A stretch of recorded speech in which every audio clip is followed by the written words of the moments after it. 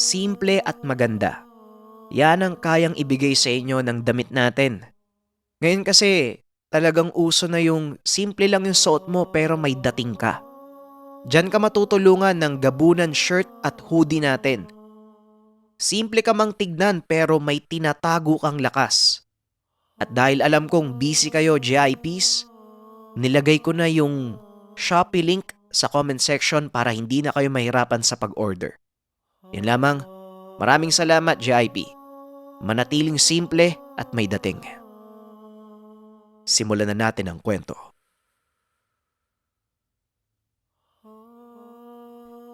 Kung ganon, ipinapaubaya ko na sa iyo ang pagpataw ng parusa sa iyong kahuri. Ipanalangin mo na lang na huwag mag-cross ang landas natin sa labanan dahil alam mo kung ano ang mangyayari. Wika ng aswang bago ito tuluyang maglaho sa dilim. Agad isinangguni ni Gudo ang mga nalaman kay Tandang Bulang. Hindi rin ito makapaniwala sa mga narinig. Kung ang mga isarog ang may gawa ng digmaang ito, sila din ang kailangang managot sa kamatayan ng iyong ama, Gudo.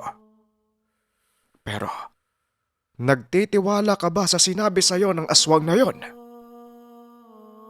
Tanong ni Tandang Bulang. Hanggang sa ngayon hindi pa rin ako makapaniwala, Tatay Bulang. Ngunit alam kong kahit kailan, hindi pa sumira ang mga aswang sa kanilang salita. Hindi rin sila nagbibitaw ng anumang impormasyon kung wala itong katotohanan. Alam ni Tandang Bulang ang integridad ng mga aswang. Kaso nga lang, hindi niya lubos akalain na ang mga isarog, isa sa mga pinagkakatiwalaang tribo ng mga aswang, ito pa ang naging dahilan ng kinakaharap na digmaan. Ano ngayon ang balak mong gawin, Gudo? Tanong ni Tandang Bulang. Hindi ko po alam kung saan ako magsisimula, Tatay Bulang. Pero sa ngayon, kailangang ingatan ang mga impormasyong nalaman natin mula sa mga aswang. Hindi dapat malaman ng mga isarog ang sekreto ng kanilang pinuno. Tugon ng binata. Sabay lakad palabas ng kubo ni Tandang Bulang. Nakita nitong nakikipag-usap si Libong Kugon sa mga kasamahan. Nakaramdam ng matinding galit ang binata.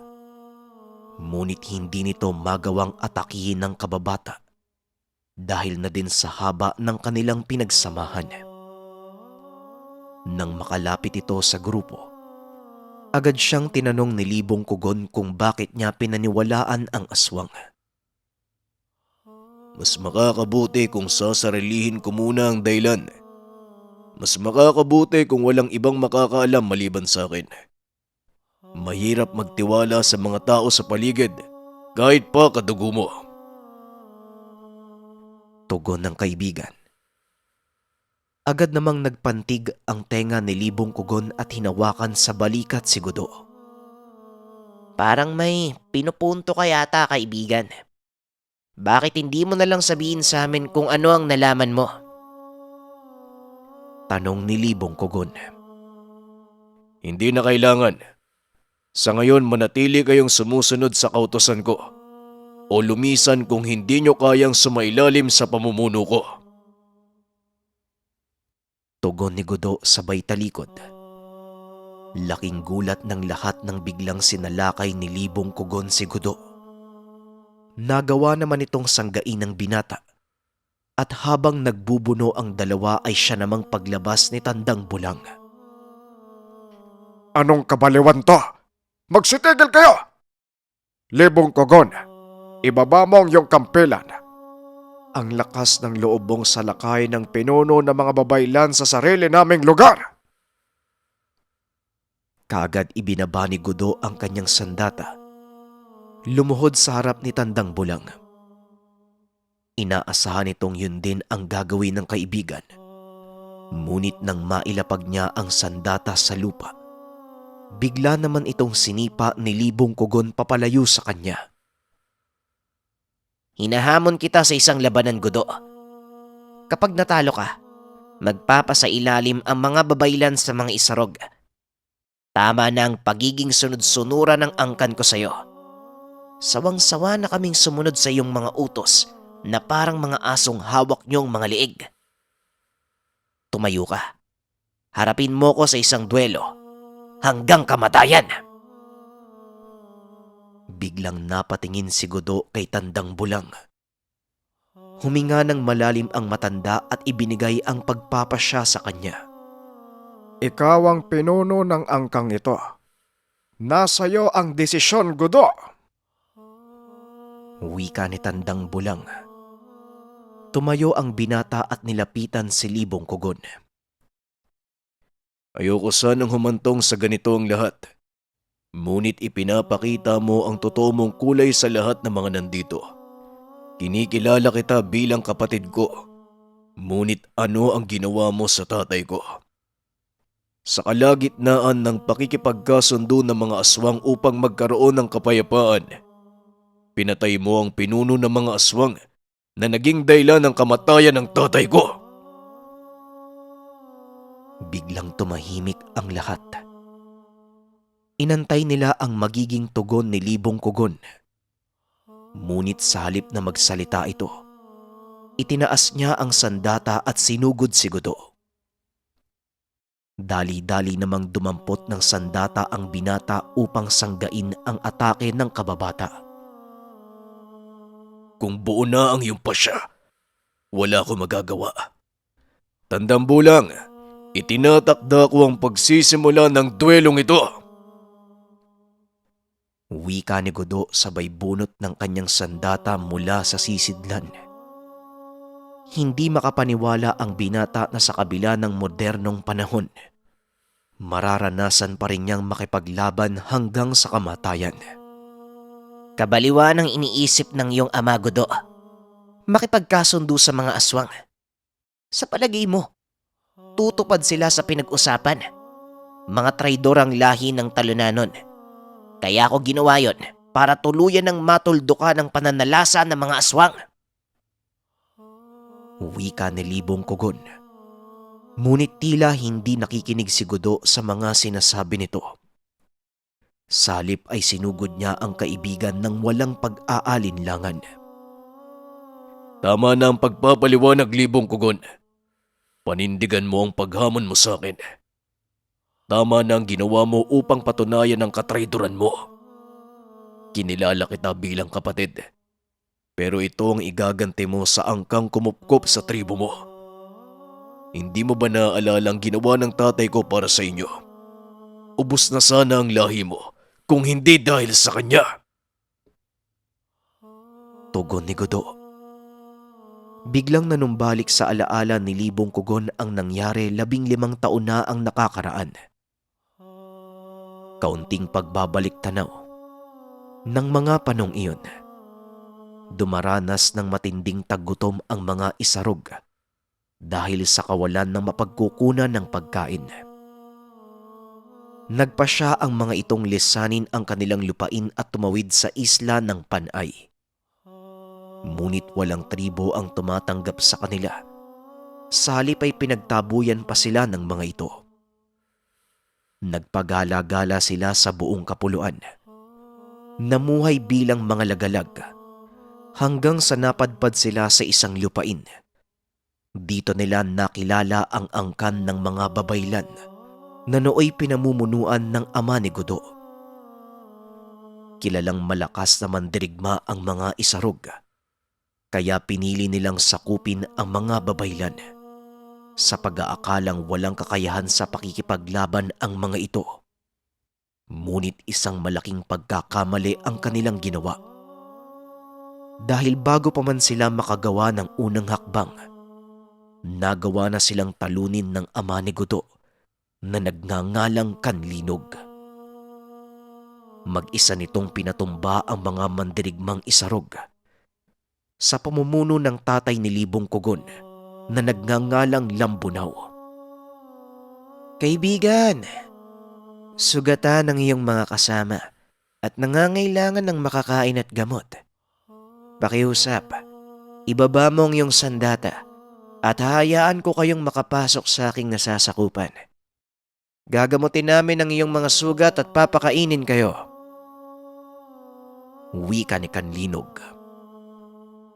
Bakit mo to ginagawa, Babaylan? Sa kabila ng intensyon naming ubusin kayo, nagpakita ka pa din ng kabutihan. Napangiti si Kanlinog at muling nagsalita. May paniniwala ko, kaibigan, na hindi lahat ay madadaan sa dahas. May mga bagay na kailangang pag-usapan sa isang hapag kaysa lutasin sa labanan. Kaya halina kayo at nang makakain ng mga kabataan at matatanda. Humanga ng husto si Lambunaw sa ipinakitang kabutihan ni Kanlinog. At dahil sa tulong na inalok nito sa kanila, muling nanumbalik sa kalusugan ang kanyang mga katribo. Kasabay nito ang pagsumpa nila ng katapatan sa pinuno ng mga Babaylan sa pamamagitan ng sanduguan. Sa mga hindi nakakaalam, ang sanduguan ay isang kaugaliang isinasagawa ng mga sinaunang pinuno. Ipinapakita nito ang katapatan sa pangako. Tinanggap ng mga Babaylan ang mga isarog. Pinagkalooban ng sariling lupain. Sa kauna-unahang pagkakataon, namuhay ang mga itong hindi nag-aalala ng kanilang kakainin sa mga susunod na araw. Itinuro ng mga Babaylan ang kanilang mga pamamaraan mula sa pangangaso hanggang sa pagsasaka. Naging magkatuwang ang dalawang tribo. Ngunit dumating ang isang masakit na trahedya na naging dahilan ng pagkamatay ni Lambunaw. Sinalakay sila ng pangkat ng mga aswang. Nagawa naman nila itong matalo, ngunit dahil na din sa katandaan, hindi na nakaligtas pa si Lambunaw. At sa murang edad, itinalagang pinuno ng mga isarog si Libong Kugon. Sa ilalim ng pagtuturo ni Kanlinog, naging mahusay na pinuno si Libong Kugon. Kasabayan nito sa pagsasanay ang panganay na anak ni Kanlinog na si Gudo. At dito nagsimula ang kanilang pagkakaibigan. Balik tayo sa kasalukuyang kaganapan. Ang kamatayan ni Ama ang nagtulak sa akin upang gawin ang bagay na yon. Kung hindi papatay ng mga aswang, patuloy lang silang mananalasa. Ngayon sabihin mo, mali ba ang ginawa kong pagpatay sa pinuno nila? Minsan sa buhay natin, Gudo, may mga kailangang magsakripisyo. Nagkataong yon ang tatay mo. Wika ni Libong Kugon habang nakangisi ng nakakaloko. Dahil dito mas lalong sumidhi ang galit na nararamdaman ni Gudo. Mabilis niyang sinugod ang kaibigan at binigyan ng malakas na atake. Hindi na ito nagsasalita. Salip ang sandata niya ang nagpakita ng galit na nararamdaman.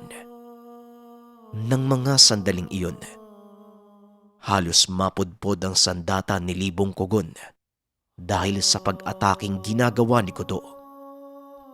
Hindi nagtagal ay naputol ito. Nang makita ni Gudo ang nangyari, kaagad niya ding binitawan ang kampilan. Tinanggal ang lahat ng sandata sa katawan. Ito din ang ginawa ni Libong Kugon. Pagkabitaw nito ng mga sandata, isang malakas na suntok sa sikmura ang ibinigay ni Gudo. Napaluhod na lang si Libong Kugon at halos isuka ang laman loob dahil sa lakas ng pag-atake. Tumayo ka, traidor. Yan lang ba ang may bibigay mong laban sa akin? Sinasayang mo lang ang oras nating dalawa. Wika ni Gudo. Muling tumayo si Libong Kugon at sa pagkakataong iyon, siya naman ang sumugod kay Gudo. Ngunit kahit anong gawin nito, sadyang napakalaki ng lamang ng binata pagdating sa pisikal na lakas. Parang sumusuntok lang sa hangin si Libong Kugon ng sandaling iyon. Hindi niya magawang mapatamaan ng mga atake ang kaibigan. Hinahayaan lang ni Tandang Bulang ang dalawa. Kahit alam niyang walang kalaban-laban si Libong Kugon sa bugaytang pinuno ng mga babaylan. Lingid sa kaalaman ng lahat, kinuha ng mga kalaban ang pagkakataong iyon upang salakayin sila. Nagulat na lang ang lahat nang makarinig sila ng sigawan mula sa pasukan ng baryo. Biglang napahinto si Gudo nang maramdaman niya ang puwersa ng paparating na kalaban. Tatapusin natin sa ibang araw ang laban na to, Libong Kugon. Sa ngayon, may mas mahalaga akong kakaharapin. Wika ng binata sabay dampot ng sandata. Naupo lang si Libong Kugon sa lupa dahil sa sobrang pagod. Agad naman siyang nilapitan ni Tandang Bulang. Ngayon naramdaman mo ang galit ng isang naulilang anak. Maniwala ka sa akin. Hindi nagbago ang turing sa'yo ni Gudo. Ngayon tumayo ka dyan at tulungan ng kaibigan mo. Napangiti si Libong Kugon at tumugon. At bakit ko naman tutulungan yung taong gustong pumatay sa akin? Napailing si Tandang Bulang dahil sa namalas na kakitiran ng utak ni Libong Kugon. Talaga bang wala kang isip o sadyang hindi mo lang batid ang plano ni Gudo? Isipin mong mabuti. Simula nang nagsimula ang duelo, hindi mo ba nahalatang pinipigilan niya ang sarili para hindi ka mamatay? Tignan mong maigi ang kampilan mo, Libong Kugon. Kaagad namang dinampot ni Libong Kugon ang kampilan at napansin niya ang mga bakas. Hindi ganon kalalim. Dito niya napagtanto na talagang pigil ang pag-atake ng kaibigan. Kahit kailan talaga, tuso si Gudo. Nauunawaan ko na po, Tandang Bulang. Ang buong akala ko, papatayin ako ni Gudo eh. Wika ni Libong Kugon. Oo, may kasalanan ka sa kanya. Ngunit kilala mo ang kaibigan mo. Kailanman hindi nagpadala sa galit si Gudo. Mas pinapairal pa din niya ang kanyang isipan. Hala, puntahan mo na ang kaibigan mo at siguradong inaantay ka nun. Dali-daling tumayo si Libong Kugon. Bit-bit ang kanyang kampilan. Tinungo nito ang pasukan ng baryo ng mga babaylan kung saan nakatayo si Gudo. Iniintay nito ang pagsalakay. Habang papalapit ito, nakita niya ang ilang imahe ng taong papasok sa baryo. Napahinto ng bahagya si Libong Kugon dahil naramdaman niya ang napakalakas na presensya. Isang uri ng aswang. Alam niya sa sarili na ang pangkat na paparating ay ang grupo ng gabunan ng mga talunanon. Ngunit ang ipinagtataka nito, hinahayaan lang ni Gudo na pumasok ang mga kalaban sa kanilang kuta. Nanatili si Libong Kugon sa kanyang kinakatayuan. Inobserbahan ang susunod na galaw ng kaibigan. Nang tuluyang makapasok ang kalaban sa loob ng baryo, isinara nila ang malaking trangkahang gawa sa mahabang troso. Laking gulat niya nang biglang lumingon sa kanya si Gudo at ngumiti. Oh, ano pang inaantay mo? Magsimula na tayo! Biglang napangiti si Libong Kugon at dali-daling tumakbo sa tabi ni Gudo. Ang buong akala ko papatayin mo na ako dahil sa ginawa ko eh. Pero ito ka ngayon. Nakangiti na parang walang nangyari. Pinagod mo lang ako sa munti mong palabas. Tugon ni Libong Kugon. Alam kong hindi ikaw ang pumatay sa aking ama. At alam ko ding babalikan tayo ng mga aswang dahil sa ginawa natin sa kanilang kasama. Kahit pa nagbitaw ng pangako ang babaeng aswang na yon, hindi magpapasakop ang kanilang mga gabunan. Kaya maganda ka na. Dahil matinding laban ang kakaharapin natin. Nagtakbuhan ang mga kasamahan ni Gudo paikot sa mga kalaban. Isa-isa ding nagtanggal ng kanilang mga talukbong ang mga kalalakihan. Napailing si Gudo dahil alam niyang purong gabunan ang 7 kalalakihan na iyon. 7 gabunan mula sa 7 lahi ng aswang. Talagang ang nagkaisa na kayo para ubusin ang sangkatauhan. Pasensya na, pero hindi ko hahayaang magtagumpay kayong mga aswang. Wika ni Gudo. Ngunit nagtaka ito dahil tumawa ang isa sa mga kalalakihan. Pasensya na, pero hindi lahat na nandito ay gusto kayong kalabanin. Ako si Dolom, mula sa angkan ng mga hanagob. Naparito ako para masaksiyan ang lakas ng sinasabi nilang pinuno ng mga babaylan.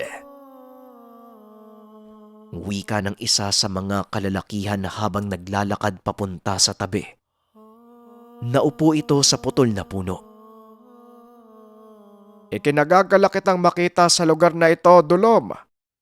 Kumusta ang iyong ama? Napalingon si Gudo dahil binati ni Tandang Bulang ang gabunan ng mga hanagob. Gayon din ako sa iyo, Tandang Bulang. Nasa maayos na kalagayan si ama. Kasalukuyang nagdadaos ng isang piging sa aming lugar. Sayang lang at hindi ka nakakapunta doon. Tugon ni Dulom. Kagad pinaliwanag ni Tandang Bulang ang lahat kay Gudo. Ang mga hanagob, isa sa mga angkang tinulungan ng kanyang ama noong buhay pa ito. Sumumpa ng katapatan ang kanilang hari bilang pagtanaw ng utang na loob. Wala kang dapat ipag-alala, Gudo. Dahil ang gabunan ng mga hanagob ay isa sa mga kaibigan ng iyong ama. Ngayon ang natitirang 6 pang kalaban. Hindi ko alam kung anong pakay nila. Hanggat maaari, idaan mo sa diplomasya ang lahat. Bilang pinuno, isa sa mga tungkulin mo ang maging tagapamagitan sa lahat ng mga elemento. Tumango si Gudo.